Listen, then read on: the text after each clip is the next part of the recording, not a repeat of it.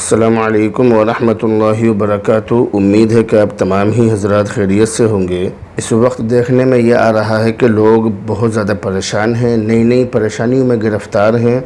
مالی اعتبار سے اور اسی طرح سے اولاد کی طرف سے، بیوی بچوں کی طرف سے اور پڑوسیوں کی طرف سے، یعنی ہر آدمی پریشان ہے اور کسی نہ کسی الجھن میں گرفتار ہے۔ لوگ ایک دوسرے کے دشمن بنے ہوئے ہیں، ایک دوسرے کی جان لینے کے در پہ ہیں اور عجیب و غریب ماحول پیدا ہو چکا ہے۔ تو اللہ رب العزت سے دعا بھی کرتے ہیں کہ اللہ رب العزت ہم سب میں آپس میں پیار و محبت پیدا فرمائے اور آپسی بھائی چارہ ہم تمام ہی لوگوں میں اللہ رب العزت پیدا فرمائے۔ پہلا سوال ہم لے رہے ہیں حضرت مولانا محمد عبداللہ قاسمی صاحب کی طرف سے،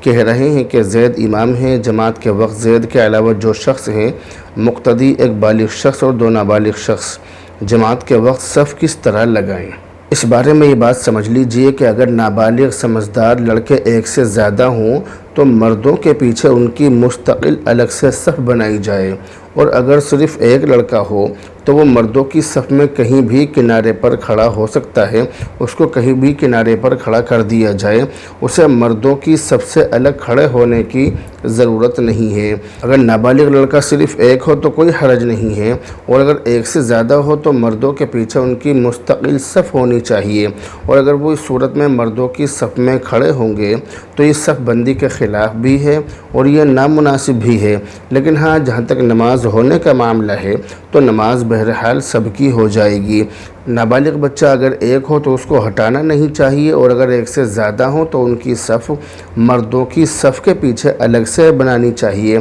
لیکن ہاں، اگر وہ مردوں کی صف میں کھڑے ہو جائیں تو انہیں نماز کی حالت میں ہٹانے کی ضرورت نہیں ہے، انہیں نماز کی حالت میں ہٹانے کی کوشش نہیں کرنی چاہیے۔ بعد میں آنے والے جو بالغ حضرات ہیں ان کو چاہیے کہ وہ ان کے دائیں بائیں کھڑے ہو جائیں۔ اور بعض لوگ ایسے بھی ہیں ہمارے سماج کے اندر کہ جو بہت زیادہ چھوٹے بچوں کو مسجد میں لے آتے ہیں اور اپنے ساتھ ان کو کھڑا کرتے ہیں، اور اس سے مسجدوں کی بے حرمتی ہوتی ہے۔ تو جو بہت زیادہ چھوٹے بچے ہیں، جو ناسمجھ ہیں، تو ناسمجھ بچوں کو مسجد میں نہیں لانا چاہیے۔ حدیث میں بہت زیادہ چھوٹے بچوں کو مسجد سے دور رکھنے کا حکم دیا گیا ہے، کیونکہ ان سے خطرہ یہ ہے کہ وہ مسجدوں کے اندر پیشاب پاخانہ کر سکتے ہیں۔ اس کے علاوہ وہ مسجدوں کی بے حرمتی بھی کریں گے، جس کا پورا گمان ہے، پورا یقین ہے کہ چھوٹے بچے مسجدوں کی بے حرمتی کرتے ہیں۔ اسی طرح بہت زیادہ چھوٹے بچے، بہت زیادہ کم عمر کے بچے بعض مرتبہ لوگوں کی نماز میں خلل ڈالنے کا بھی باعث اور ذریعہ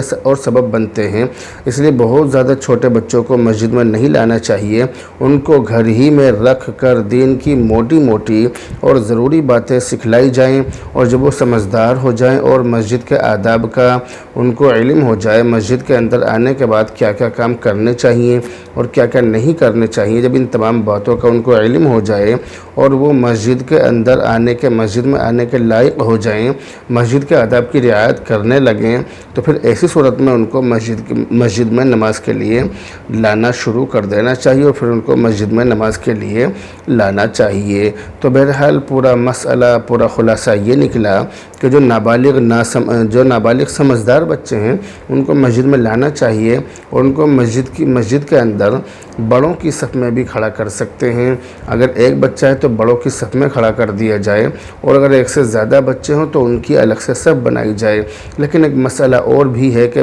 بچوں کی صف بنانے کی صورت میں آج کل بچے بہت زیادہ شیطان پنا کرتے ہیں، بہت زیادہ مسجد کی بے حرمتی کرتے ہیں۔ تو ایسی صورت میں مسئلہ یہ بھی ہے، حکم یہ بھی ہے کہ ہر صف کے دونوں سائیڈوں میں ایک دو بچوں کو لے لیا جائے، تاکہ وہ بچے بڑوں کی نماز میں خلل ڈالنے کا ذریعہ اور سبب نہ بنیں، وہ بچے بھی نماز ٹھیک سے پڑھ لیں، بڑوں کے ڈر کی وجہ سے وہ بچے نماز صحیح پڑھ لیں، اور جو چھوٹے بچے، جو دوسرے لوگ ہیں، ان کی بھی نماز صحیح ہو جائے گی انشاءاللہ تعالی۔ تو اس طرح سے آپ نماز اچھی طرح سے پڑھ سکتے ہیں۔ بہرحال اب آپ سے رخصت ہوتے ہیں، دعا میں یاد رکھیں۔ السلام علیکم ورحمۃ اللہ۔